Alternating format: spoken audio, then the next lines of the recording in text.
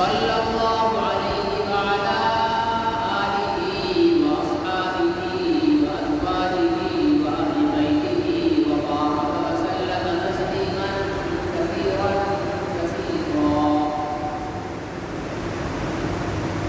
أما بعد فأعوذ بالله من الشيطان الرجيم. بسم الله الرحمن الرحيم.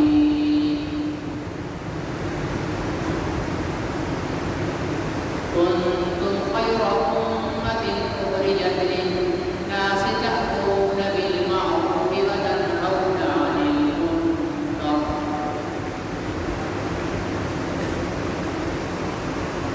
صدق الله العظيم وبلغنا رسوله النبي الكريم ونحن على ذلك لمن الشاهدين والشاكرين والحمد لله رب العالمين.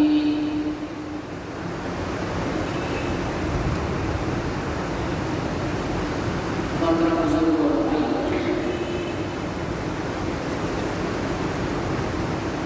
اللہ تعالیٰ نے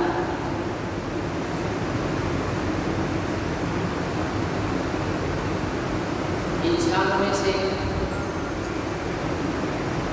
اپنے پسندیدہ اور پسندیدہ انسان منتخب فرمایا،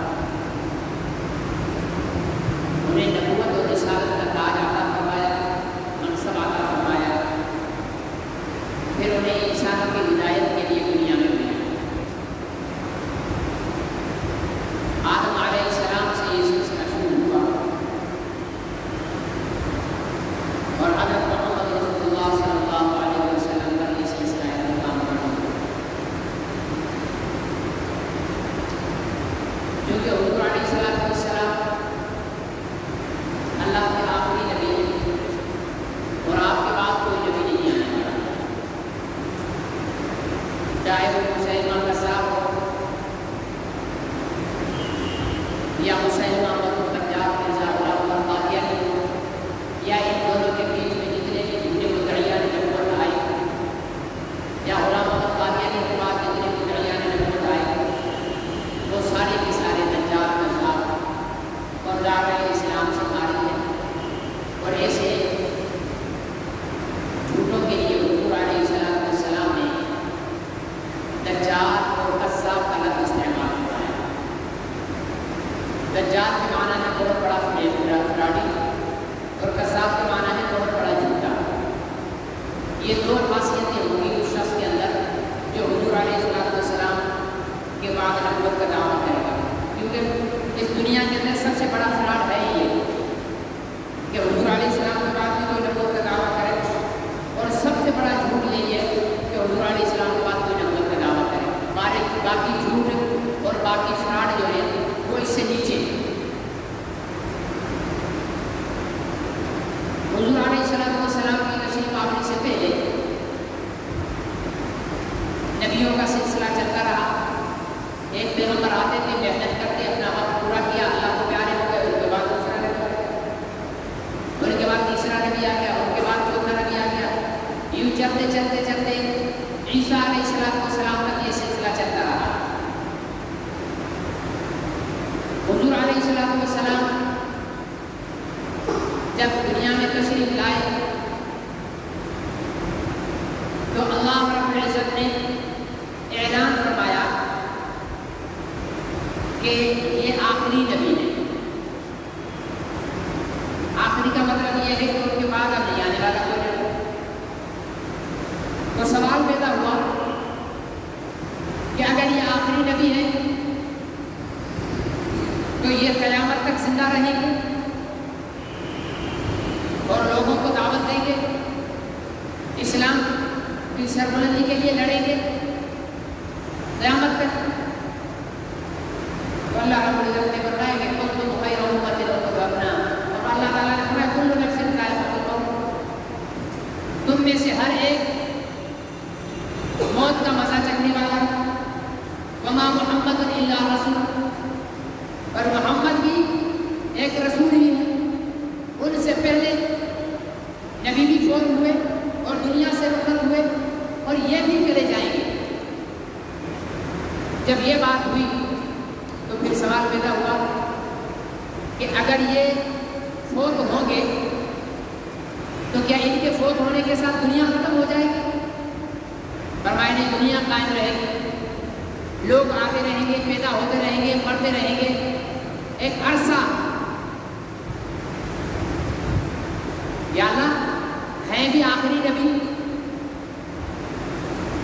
فوت بھی ہوں گے، ان کے بعد دنیا میں لوگ بھی ہوں گے، تو جو بعد میں لوگ آئیں گے،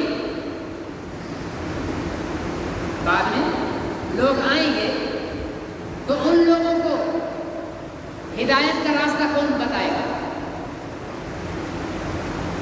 پہلے تو موسیٰ علیہ السلام تھے، پھر ہارون علیہ السلام آ گئے، یعقوب علیہ السلام تھے، یوسف علیہ السلام آ گئے، داؤد علیہ السلام تھے، سلیمان علیہ السلام آ گئے،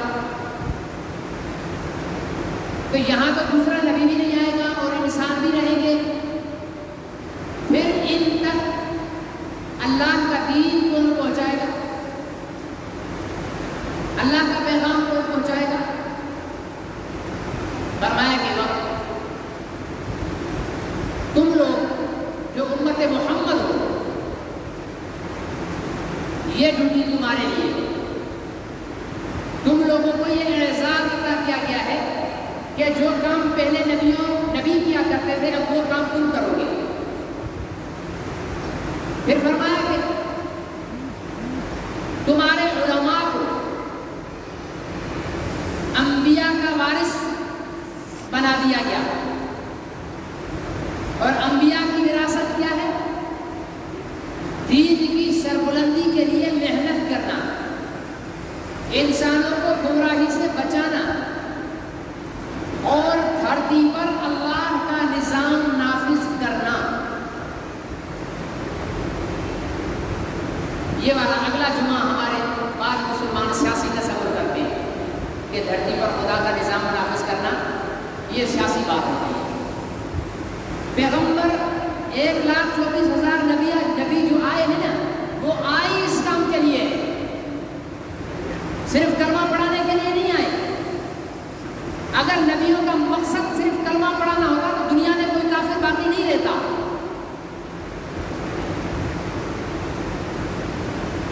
دنیا میں اللہ کی حکومت اور حاکمیت اور اللہ کے احکامات کو نافذ کرنا، یہ انبیاء علیہ السلام کی بعثت کے مقاصد میں سے اہم ترین مقصد ہے، جس کو ہم نے سیاست کہہ کر کنارہ کشی اختیار کی ہوئی ہے۔ مولوی صرف نماز پڑھانے میں نبی کا وارث نہیں ہے، صرف مدرسہ پڑھانے میں مولوی نبی کا وارث نہیں ہے۔ دنیا میں زمین پر اللہ کے نظام کو نافذ کرنے کے معاملے میں بھی مولوی صاحب نبی کے وارث ہیں۔ تو اللہ تعالیٰ نے فرمایا کہ کنتم خیر امت، تم بہترین امتوں اخرجت للناس، نکالے گئے ہو تم لوگوں کے لیے۔ کرنا کیا ہے؟ تأمرون بالمعروف وتنہون عن المنکر، نیکی کا حکم کرنا ہے اور برائی سے روکنا ہے۔ اب نیکی کا حکم اور برائی سے روکنے کے کئی طریقے اور موقع اور محل کے حساب سے افراد کے لحاظ سے طریقے بدلتے ہیں۔ اگر امر بالمعروف نہی عن المنکر مسلمان خلیفے کی طرف منسوب ہے تو اس سے مراد ہے ڈنڈے کے ذریعے بے نمازیوں کو نمازی بنانا، چور کا ہاتھ کاٹنا، زانی کو سنسار کرنا، قاتل کو قتل کرنا، اور خطے میں امن اور امان نافذ کرنا، مسلمانوں کے آپس کے جنگ و جدل سے روکنے کے لیے قوت استعمال کرنا، حاکم وقت مسلمان خلیفہ کے لیے امر بالمعروف اور نہی عن المنکر، یہ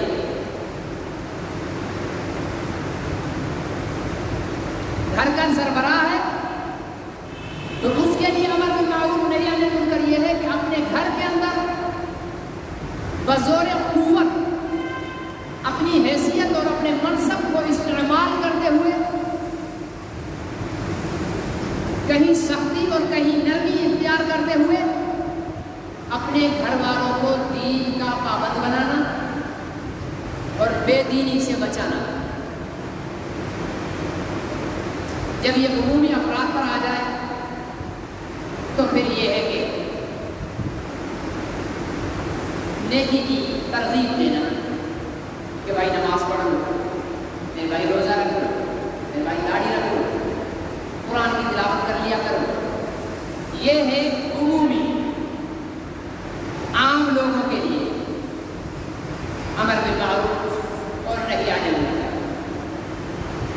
اور پھر امر بالمعروف نہی عن المنکر کی کوئی ایک شکل متعین نہیں ہے، کوئی ایک شکل کہ یہی امر بالمعروف نہی عن المنکر ہے، اس کے علاوہ باقی امر بالمعروف نہی عن المنکر نہیں ہے، ایسا نہیں ہے۔ جتنی بھی جہاں بھی جس شکل میں بھی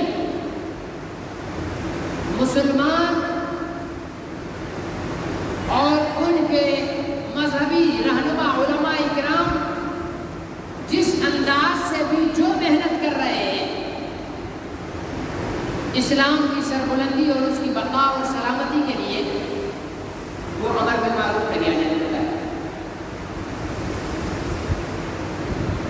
اس میں سے ایک شکل ہماری تبلیغی جماعت بھی، اس میں سے ایک شکل ہمارے مدارس بھی ہے، اس میں سے ایک شکل ہمارے خانقاہی نظام بھی ہے، اس میں سے ایک شکل یہ ممبر اور مصلی بھی ہے، اس میں سے ایک شکل سیاست کے میدان میں اسلام کا جھنڈا لے کر باطل کے سامنے ان کے عزائم کو ناکام بنانے کے لیے کھڑے ہو جانا، یہ بھی ہے۔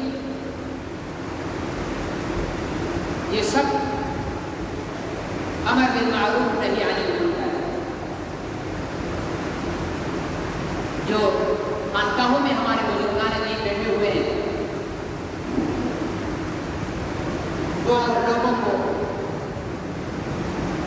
اللہ کا ذکر کروا کر ان کے دلوں میں اللہ کی محبت پیدا کرنے کی کوشش کرتے ہیں، اور جب اللہ کی محبت کسی کے دل میں آ جائے تو نیکی ہی نیکی ہے اور برائی ختم۔ مدارس جتنے بھی ہیں ان کا مقصد بھی یہ ہے کہ قوم کے اندر دین کا علم اور دین کا شعور آئے، اور جب دین کا علم آئے گا تو جہاں دین کا علم ہوگا وہاں بے دینی نہیں ہوگی۔ بے دینی منکر ہے اور دین معروف ہے، تو مدارس بھی اس محنت میں لگے ہوئے۔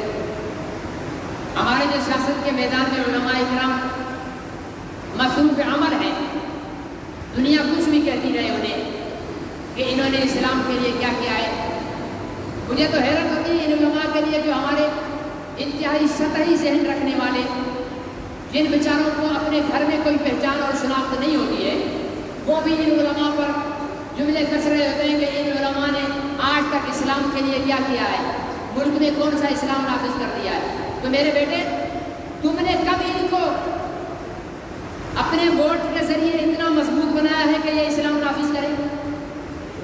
دیتے تو تم 5 سال کے بعد 4 سیٹیں ہو اور توقع رکھتے ہو کہ یہ اسلام نافذ کریں۔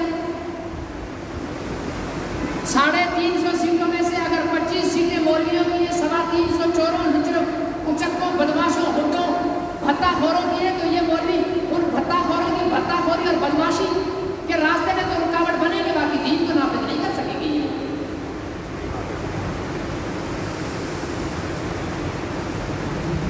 آپ نے اہل علم کو یہ اختیار دیا کب ہے؟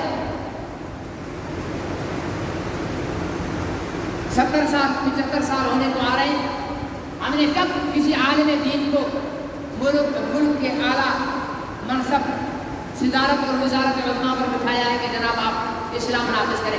آپ بٹھائیں، اس کے بعد پوچھیں کہ آپ نے اسلام کے لیے کیا کیا ہے۔ 4 سیٹیں دے کر آپ پوچھتے ہو کہ اسلام کے لیے کیا کیا ہے؟ یہ سوال ہی بے وقوفانہ ہے۔ تو عرض کرنے کا مقصد یہ ہے کہ یہ جو ہمارے علماء ہیں،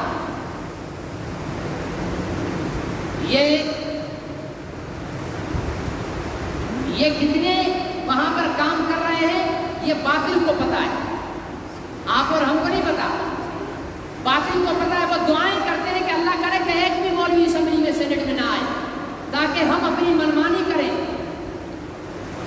ایک بھی مولوی اگر اسمبلی میں موجود ہے تو ان بے دینوں کو بے دینی لاگو کرنے میں رکاوٹ کھڑی ہو۔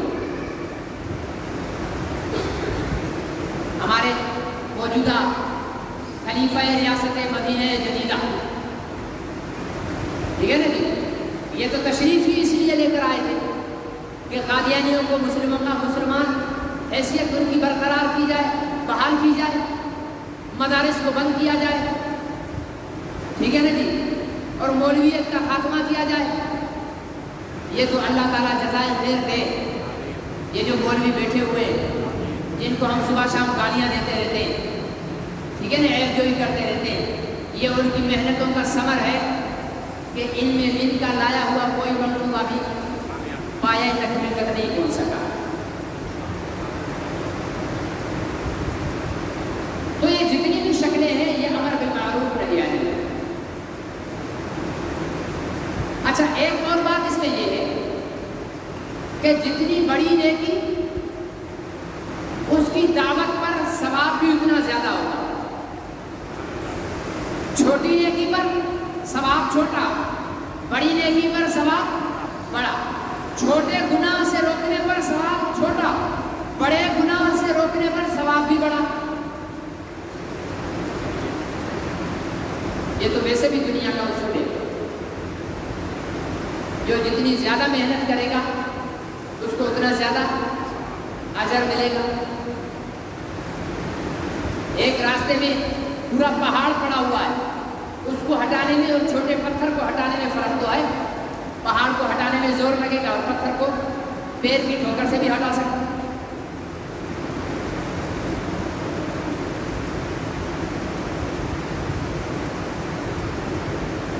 موجودہ دور میں بلکہ اسلام کے شروع سے سب سے بڑی نیکی نماز سے، روزہ سے، حج سے، زکوٰۃ سے، جہاد سے، تبلیغ سے، تلاوت سے، تقریر سے، واعظ سے، نصیحت سے، تہجد سے، سب سے بڑی نیکی وہ ہے حضور علیہ السلام کی ذات عالی کا تحفظ اور آپ کے ناموس کا تحفظ، یہ سب سے بڑی نیکی ہے۔ میں مثال تو بہت دفعہ دے چکا ہوں، اگر اس سے بڑی کوئی نیکی ہوتی تو حضور علیہ السلام کہ خلیفہ ثانی حضرت امیر المومنین سیدنا عمر بن خطاب رضی اللہ تعالیٰ عنہ اپنی زندگی کی ساری نیکیاں ابو بکر صدیق کو نہ دینے کا اعلان کر دیں۔ آگے اشارہ سمجھ گئے نا، بار بار آپ کے سامنے بیان کر چکا ہوں۔ حضرت ابو بکر صدیق سے ایک نیکی لے کر اور ساری زندگی کی نیکیاں ابو بکر کو دینے کے لیے حضرت عمر تیار نہ ہوتے۔ حضرت عمر کا یہ اعلان کر لینا کہ میں اپنے خاندان کی اپنی ساری زندگی کی نیکیاں ابو بکر کو دینے کو تیار ہوں، اور ابو بکر اپنی زندگی کا ایک رات اور دن مجھے دے دیں۔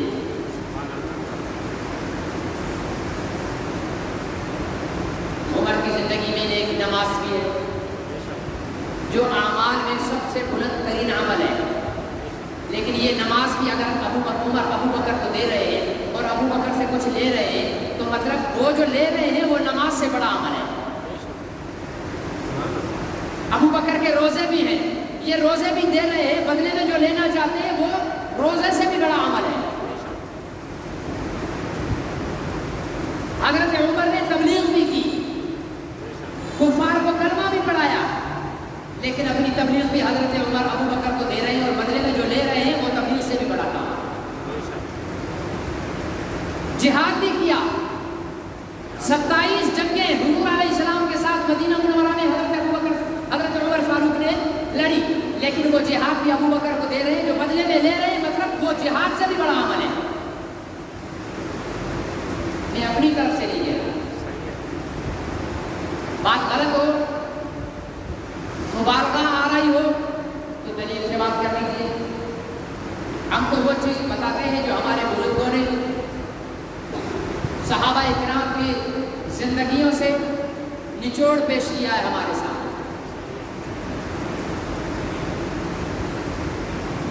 اور وہ کیا ہے؟ ذات نبوت کی حفاظت، ذات نبوت کی حفاظت، ایک ہے دین کی حفاظت اور کہ ذات نبوت کی حفاظت۔ دین کی حفاظت سے بڑی نیکی ہے ذات نبوت کی حفاظت۔ دین بعد میں ہے، پہلے نبی ہے یا پہلے دین ہے؟ نبی ہمارے تمام عقائد ایمانیات کی اصل بنیاد ہے۔ اگر پیغمبر کی ذات مشکوک ہو جائے تو اللہ کی وحدانیت بھی مشکوک ہے، کیونکہ اللہ تو ایک ہمیں نبی نے بتایا ہے نا۔ آپ نے دیکھا اللہ کو؟ جس نے دیکھا ہے ہاتھ کھڑا کرے، کسی نے بھی نہیں دیکھا نا۔ اچھا ایک ہے دو ہے؟ بولتے نہیں، ناراض بیٹھے، کھانا نہیں کھایا؟ ایک ہے نا۔ ابھی آپ عجیب لوگ ہو، بولتے ہو ہم نے دیکھا نہیں ہے اور بول رہے ہو ایک ہے۔ کسی نے کہا ایک ہے؟ اللہ کے رسول۔ بھائی آپ کہو گے قرآن میں ہے، تو قرآن ہمیں کس نے دیا؟ پیغمبر اللہ نے ایسے ہمیں خود دیا کہ یہ لو پڑھ لو؟ بھائی پیغمبر کی زبان سے نکلا ہے نا۔ اگر پیغمبر کی ذات معتبر نہیں تو قرآن بھی معتبر نہیں، اگر پیغمبر کی ذات معتبر نہیں تو وحدانیت بھی ختم، یا نہیں؟ ہم نے نہیں دیکھا، پیغمبر نے فرمایا کہ اللہ ایک، پیغمبر نے فرمایا کہ یہ سورہ بقرہ ہے، یہ سورہ فاتحہ ہے، یہ آل عمران ہے، یہ نساء ہے، یہ مائدہ ہے، اور یہ جو آخر میں ہے یہ سورہ والناس ہے۔ یہ پیغمبر نے بتایا کہ 114 سورتیں ہیں قرآن پاک میں، ایک ایک آیت اس دھرتی پر جبرائیل سے سنی پیغمبر نے، اور پیغمبر کی زبان سے سنی انسانوں نے، صحابہ کرام نے۔ صحابہ نے بھی جبرائیل کی زبان سے، صحابہ نے دھرتی پر کسی بھی انسان نے سب سے پہلے جو قرآن سنا تو وہ حضرت محمد رسول اللہ کی زبان سے سنا۔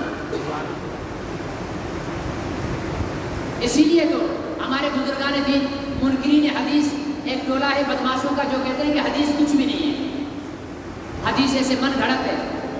تو ان جاہلوں اور احمقوں، نادانوں، گمراہوں کو ہم یہی جواب تو دیتے ہیں کہ حدیث نبی کی زبان سے نکلا ہوا کلام ہے، ٹھیک ہے؟ اسی زبان سے قرآن نبی نے بیان کیا، اس کو تو تم مان رہے ہو، اسی زبان سے پیغمبر نے دوسری باتیں کہیں ان کا تم انکار کرتے ہو۔ افتؤمنون ببعض الکتاب وتکفرون ببعض، بعض کو مانتے ہو اور بعض کا انکار کرتے ہو۔ تو میرے بھائی سارے کا سارا مدار آ کر رکتا ہے پیغمبر کی ذات پر، باقی ساری باتیں بعد میں ہیں۔ اور اس رات میں سیدنا ابو بکر صدیق رضی اللہ تعالیٰ عنہ نے پیغمبر کی ذات کی حفاظت کی اور پیغمبر سے محبت کی ہے، نعرے لگا کر نہیں، جیسے ہم نعرے لگاتے ہیں نا، ماشاءاللہ نعرے تو ہمارے تو نعرے سبحان اللہ ہے، ٹھیک ہے نا جی، نعرے لگا کر نہیں، عمل سے، سانپ کا ڈنک سہ کر، ٹھیک ہے نا، کندھوں پر بٹھا کر پورا پہاڑ اوپر چڑھا کر، دائیں بائیں آگے پیچھے پیغمبر کے چکر کاٹ کر، اپنی گود میں سر رکھ کر پیغمبر کا انہیں آرام کروا کر، اس میں کہیں پر بھی ابو بکر صدیق کے ہاتھ میں کتبہ نہیں ہے غلامی رسول میں موت بھی قبول ہے، جو ہونا عشق مصطفیٰ تو زندگی فضول ہے، ایسے ابو بکر صدیق کہیں کتبہ لے کر کھڑے ہوئے نہیں، یہ پاکستان کے مسلمان کا عشق ہے، یہ ابو بکر کا عشق نہیں ہے۔ ابو بکر کا عشق تو یہ ہے کہ کعبے کے صحن میں دشمنوں کے ہاتھوں مار کھا کر بے ہوش ہو کر گر گئے، جب ہوش آیا تو زبان پر پہلا سوال تھا کہ میرے آقا کہاں ہیں اور کیسے ہیں۔ مجھے تو ابو بکر کا عشق ایسے نظر آیا کہ کندھوں پر اٹھا کر 3 میل کا پہاڑ چڑھایا اور غار کے دہانے پر بٹھا کر پہلے اندر چلے گئے اور غار کو صاف کیا، اپنے کپڑے پھاڑ پھاڑ کر سوراخوں کو بند کیا اور اندر بلا کر کہا کہ میری گود میں اپنا سر رکھے اور آرام کرے۔ میں نے تو ابو بکر کے عشق کو دیکھا جب سانپ ڈنک مار رہا تھا اور ابو بکر اپنے جسم کو حرکت بھی نہیں دے رہے تھے۔ پوچھا ابو بکر یہ کیوں کر رہے ہو؟ کہا گود میں محبوب سوئے ہوئے ہیں، اگر پیر ہلاؤں گا تو آرام میں خلل آئے گا۔ مجھے تو ان کی باتوں، ان کے کردار، اس کے عمل سے عشق نظر آیا۔ اور ہمارے ہاں عمل میں عشق نہیں ہے، کلین شو چکٹ چھیلا ہوا آلو، لیکن ہے عاشق رسول۔ نماز کا ٹائم نہیں ہے لیکن ہے سب سے بڑا عاشق رسول۔ کہیں ریلی جلوس ہوگا، سب سے آگے گلے پھاڑ پھاڑ کر نعرے لگا رہا ہوگا لیکن نماز نہیں پڑھے گا۔ روزہ دل کا پیشنٹ ہے، بلڈ پریشر کا مریض ہے، ٹھیک ہے نا جی، اس لیے روزہ وہ نہیں رکھتا، ہے عاشق رسول، ٹھیک ہے نا۔ نعرے اس کو غلامی رسول میں موت بھی قبول، غلامی رسول میں تو نماز کو قبول کر لے، کیوں منافقت کر رہا ہے؟ نماز تو تجھے غلامی رسول میں قبول نہیں ہوتی، روزہ تو تجھے غلامی رسول میں قبول نہیں ہے، نبی کی داڑھی تو تجھے پہ غلامی رسول میں قبول نہیں ہے، ہاں، اور چلا ہے غلامی رسول میں موت بھی قبول ہے۔ غلامی رسول میں ہر کسی غیرے کو موت نہیں آتی ہے، یہ نصیب والوں کی بات ہوتی ہے، یہ خدا کا انتخاب ہوتا ہے، جسے توفیق دے دے اپنے محبوب پر قربان ہونے کا۔ ہم مانگا جائے کہ اللہ جب بھی موت دے اپنے محبوب کی غلامی نبھاتے ہوئے دے، اپنے محبوب سے اظہار محبت کرتے ہوئے دے، کتنے والا اظہار محبت نہیں، عملی اظہار محبت۔ وہ ابھی ایک مجاہد نے اظہار محبت کیا نا، تو فرانس کے صدر کو تھپڑ لگا کر، دیکھا نا، بلا کر تھپڑ لگا کر دنیا کو بتایا کہ ایسے محبت ہوتی ہے۔ اس کے بس میں تھپڑ مارنا تھا، اسے مارا، ٹھیک ہے نا۔ تو ملعون مردود کہیں اس کو شوق ہوا ہوگا کہ میں اپنی قوم سے ملوں یا کیا، تو ملاقات کرنے کے لیے لوگوں سے مصافحہ کر رہا تھا، ایک مسلمان نے بلایا، بڑا ادھر آؤں، وہ قریب آیا، ہاتھ ملانے کے لیے کھینچ کر چماٹ لگایا اس کے۔ سلام ہونا چاہیے اس کو، راج تحسین ہونا چاہیے ایسے شخص۔ ہمارا تو بھائی برف، ہمارے تو سینے پر برف پڑا، باقی کسی کو مرچ لگی ہو، کسی کو اخلاق کا جلاب لگا ہوا ہو، ٹھیک ہے نا جی، کسی کو اخلاقیات کا حیضہ لگا ہوا ہو، تو حیضے کی بیماری کا علاج تو ہمارے پاس نہیں ہے، ہم تو سیدھے لٹ مار لوگ ہیں۔ جو پیغمبر کی شان میں بکواس کرے گا، بس میں تھپڑ ہوگا تو تھپڑ لگائیں گے، اور انشاءاللہ بس میں گولی ہوئی تو گولی بھی لگائیں گے۔ اللہ نے موقع دیا تو وہ بھی موقع ضائع نہیں کریں گے۔ اور یہ حالات سے ڈر کر کے نہیں، اب جدید دور آ گیا ہے، اب تو جی دلیل کی بات کرنی چاہیے، گولی کی بات نہیں۔ نبی کے دشمن کا علاج ہی گولی ہے، دلیل اس کا علاج ہے۔ دوپہر کے 12 بجے مسجد کے صحن میں کھڑا ہو کر کوئی آپ سے کہے کہ مجھے سورج دلیل سے سمجھاؤ گے؟ پیر تپ رہے ہیں اس کے کم بخت کے، پیر جل رہے ہیں گرم فرش پر، اور میں سورج کو نہیں مانتا، دلیل دو۔ تو کیا کرو گے؟ موٹا سا کو خان صاحب کا پشاوری سیڈل لے کر نا اس کے سر پہ مارو، بولو الو کے پٹھے، پیر جل رہے ہیں، پسینے میں ڈوبا ہوا ہے، پھر بھی تجھے سورج کو دلیل سے سمجھاؤں؟ حضور علیہ السلام کو کوئی بے ادبی اور توہین کرے، پھر کوئی منافق کہے کہ نہیں اس کو دلیل سے سمجھاؤ، دلیل اس کا علاج نہیں ہے۔ تو میرے عزیز دوست اور محترم بزرگوں، بحیثیت مسلمان ہونے کے سب سے بڑی نیکی پیغمبر کی ذات کی حفاظت، سب سے بڑی برائی پیغمبر کی ذات پر حملے کرنے والا۔ صحیح ہے نا؟ نیکی کے مقابل جو برائی ہوگی وہی سب سے بڑی برائی کہلائے گی نا۔ سب سے بڑی نیکی پیغمبر کی ذات کا تحفظ، پیغمبر کی ذات، پیغمبر کے ناموس کا تحفظ، اور سب سے بڑی برائی پیغمبر کی ذات پر حملہ کرنے والا، پیغمبر کے ناموس پر حملہ کرنے والا۔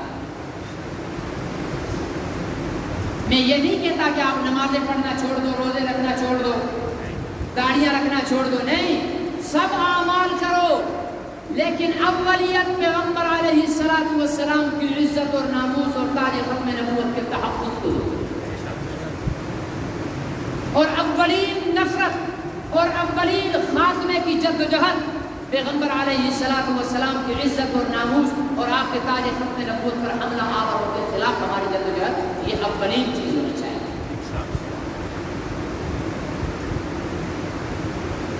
پاکستان میں ہم 20 کروڑ لوگ رہتے ہیں، سرکاری فیسیں، سرکار ویسے بھی تعداد گھٹا کر بتاتی ہے، مریں گے 200 بتائیں گے 50، ایسے ہی ہے ہمیشہ۔ 20 کروڑ سرکاری ہے، باقی لوگ کہتے ہیں کہ 22 کروڑ آبادی ہے پاکستان کی، اللہ کرے کہ 42 کروڑ ہو جائے، آمین نہیں بولنا۔ تمہارا کھائیں گے نہیں، تم سے چھین کر کھائیں گے نا، اسی لیے ڈر رہے ہو کہ اگر 20 کی جگہ 42 44 ہو گئے تو پھر ہم سے ہر کوئی اپنے حصے کا کھائے گا۔ یہ بھی ایک بدماشی ہے کہ بچے دو ہی اچھے، خاندانی منصوبہ بندی، یہ وہ نہیں، کانٹا دبا کر رکھو، ٹھیک ہے نا؟ حضور علیہ السلام نے فرمایا میں تمہاری کثرت پہ میں فخر کروں گا، 2 بچے پیدا کرو گے تو کثرت ہو جائے گی ہماری، بنا بریک کے، ٹھیک ہے نا جی؟ لگے رہو اور امت کو بڑھاؤ، فخر تو نبی بات کبھی کریں گے نا۔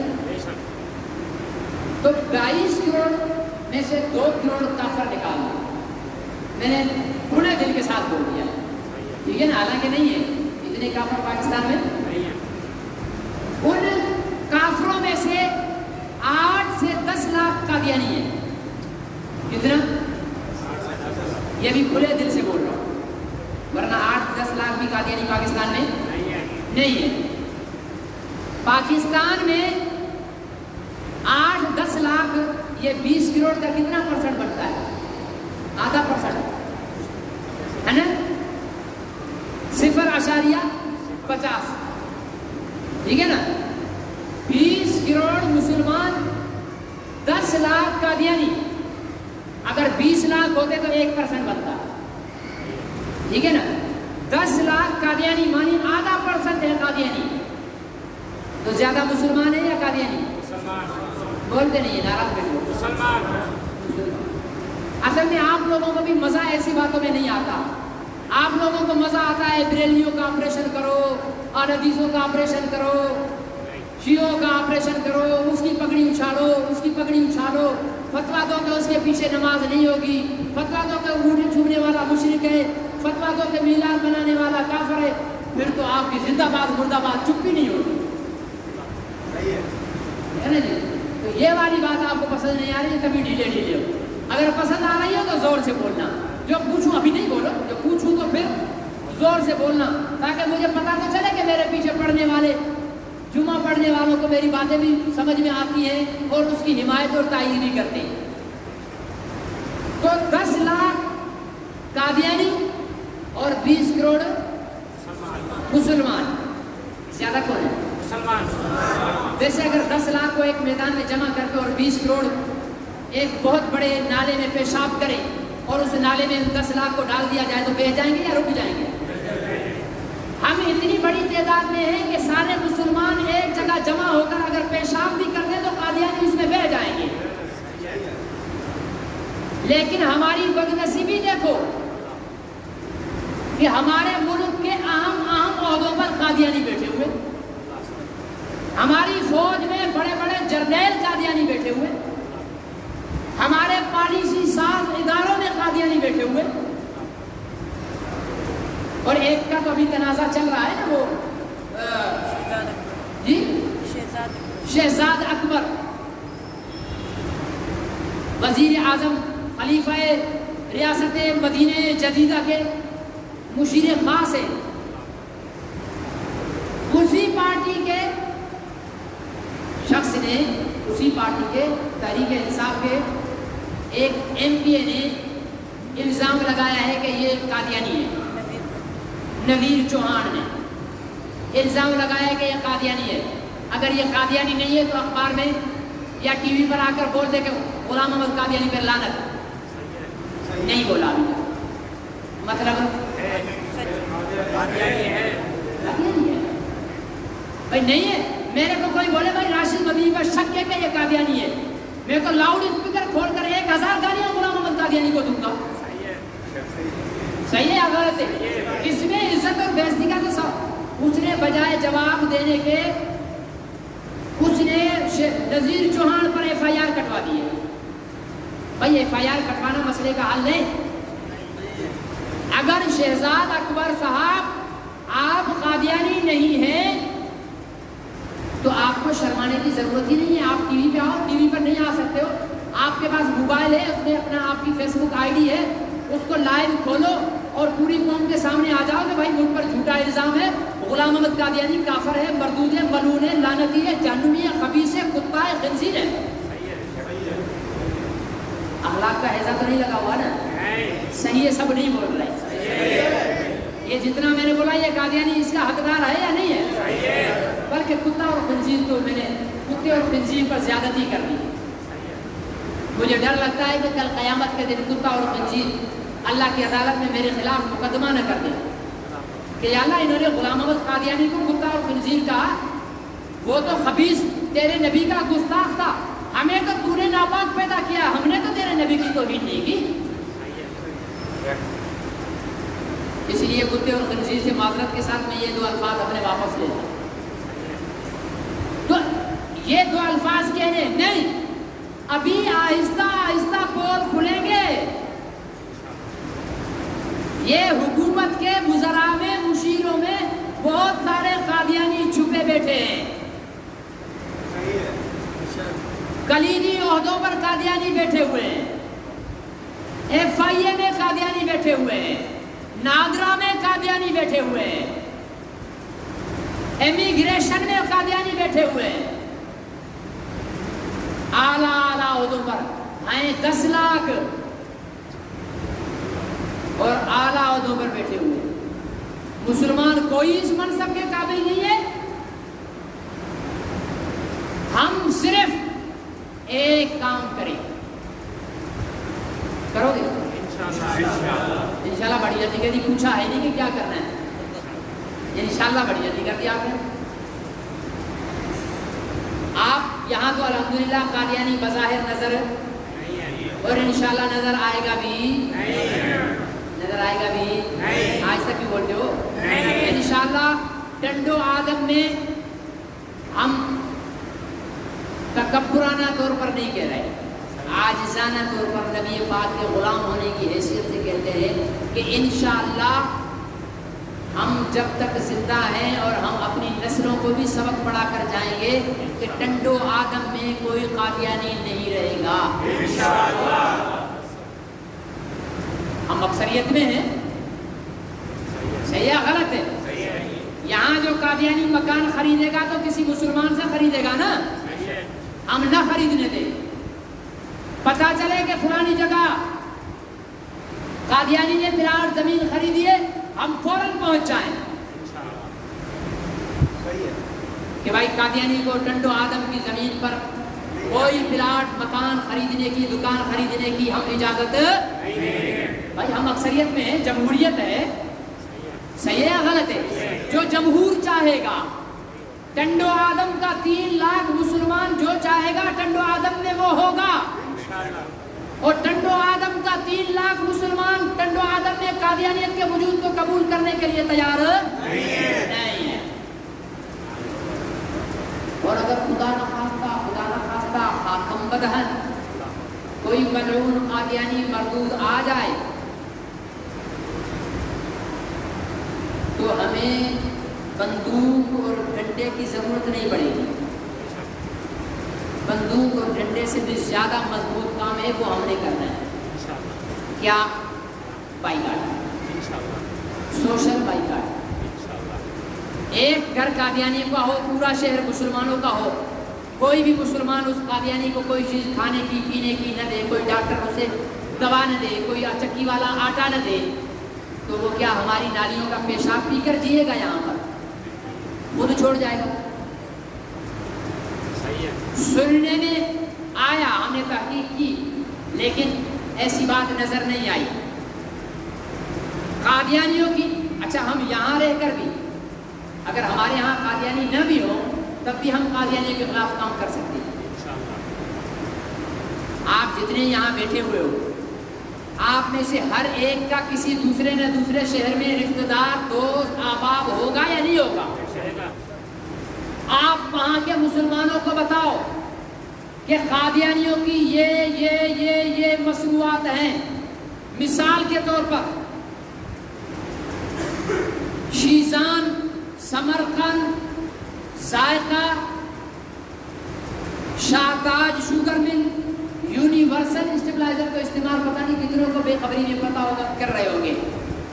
یونیورسل اسٹیبلائزر، راجہ سود، شان آٹا، سنگم دودھ، ٹھیک ہے نا جی.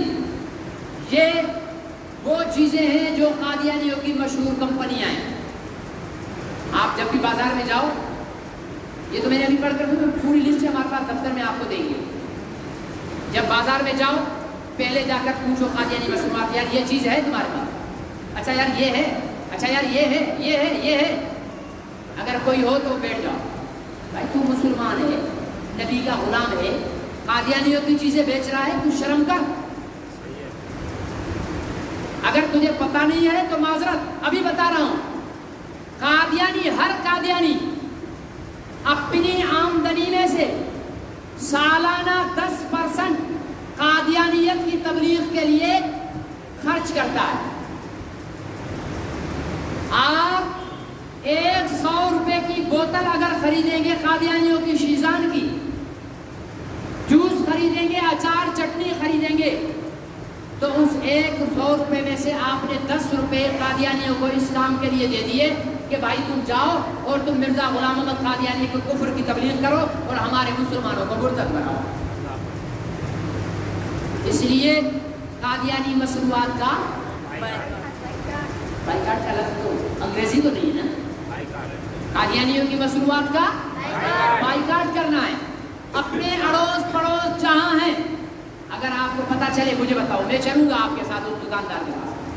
بے خبر بھی ہوتے ہیں، نہیں بھی پتہ ہوتا، ٹھیک ہے نا، نہیں بھی پتہ ہوتا ہے. ان کو بتائیں گے، ان کو سمجھائیں گے، ان کو ہر اعتبار سے مطمئن کریں گے. لیکن اگر کوئی مسلمان ڈھیٹ بن کر قادیانیوں کی مصنوعات کو بیچے گا تو پھر ہم اس دکاندار کا بھی بائیکاٹ بولو. اس لیے کہ جو قادیانیوں کی چیزیں بیچے گا وہ کبھی بھی مسلمانوں کا خیرخواہ نہیں ہو سکتا، کیونکہ جو نبی کے غداروں کا یار ہوگا وہ مسلمانوں کا یار، جو نبی کے دشمنوں کا دوست ہوگا وہ مسلمانوں کا دشمن ہوگا. بھلے اتنی بڑی داڑھی رکھ لے، بڑے ہاتھ میں تسبیح ہو، بھلے سجدے کر کر کے پیشانی پر نشان بنا لے، اگر قادیانیوں کی چیزیں بیچتا ہے جان بوجھ کر، پتہ ہونے کے باوجود، معلوم ہونے کے باوجود، تو پہلے درجے کا وہ منافق ہے. اس کی نمازیں، اس کے روزے، اس کے حج، اس کی زکاتیں، اس کے جہاد، اس کی سارے اعمال اس کے منہ پر کالے کپڑے میں لپیٹ کر مار دیے جائیں گے، کیونکہ اللہ کو اپنا نبی پہلے پیارا ہے. اللہ کو نبی پیارا ہے. جب تک ابو جہل، ابو لہب 360 بتوں کے پجاری بن کر رہے، اللہ کھلا بھی رہے تھے، پلا بھی رہے تھے، پہنا بھی رہے تھے، سردار بھی بنا رکھا تھا. لیکن جب ان کے ہاتھ اللہ کے نبی کی طرف اٹھے ایک کی گردن کٹوا دی، دوسرے کو کیڑوں میں مروا دیا۔ خدا نے بتا دیا کہ میں اپنا شرک تو گوارا کر سکتا ہوں لیکن اپنے محبوب کی اہانت برداشت نہیں کر سکتا۔ اس لیے آپ اڑوس پڑوس میں یہ آپ سب ختم نبوت کے رضاکار ہو، صحیح ہے یا غلط ہے؟ بھلے پپلے ہو، بھلے لیگلے ہو، بھلے جمعیت کے ہو، بھلے جماعت کے ہو، بھلے پی ٹی آئی کے ہو، ٹھیک ہے نا، کسی بھی پارٹی کے ہو، لیکن ہو تو نبی کا کلمہ پڑھنے والے نا، جس نے لا الہ الا اللہ محمد رسول اللہ پڑھ کر کلمہ ایمان لایا، ہر کلمہ پڑھنے والا ختم نبوت کا مجاہد ہے۔ اور آپ کی ذمہ داری ہے اپنے گلی محلوں میں قادیانیوں کی مصنوعات کی تحقیق کرو، تفتیش کرو، معلوم کرو کہ کہیں پر قادیانیوں کی مصنوعات تو نہیں ہے، پہلے خوب سمجھانے کی کوشش کرو۔